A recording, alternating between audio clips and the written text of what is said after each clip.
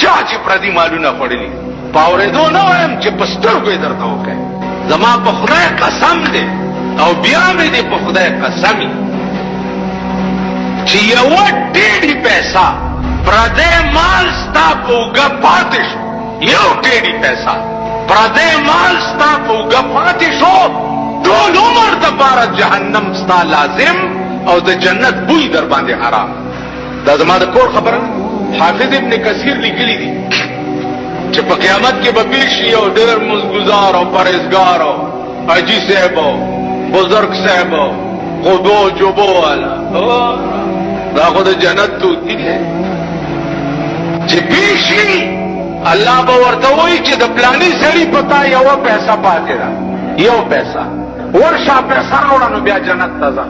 علامه ابن کثیر وایي چې دی به منډه کي چې زم چې کور نه پیسه راوړم چې منډه کي پیسه به ورته د جهنم په بیخ کې ښکاره شي نو دی به ورپسې ورټوپ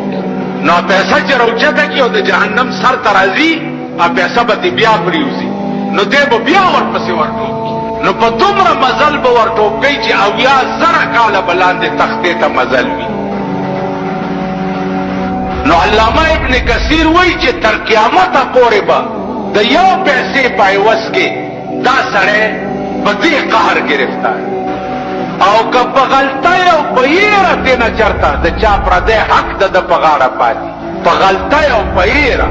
نو د یو پیسې په بدل کې به 500 قبول شوي منځونه ورکړلی کېږي 500 نو د مرګ نه وروستو هغه توره سوړه کې به څه پلار به نه وي رور به نه وي مور به نه وي عزیز به نه وي تربور به نه وي دوست به نه وي څوک به یې در سره چې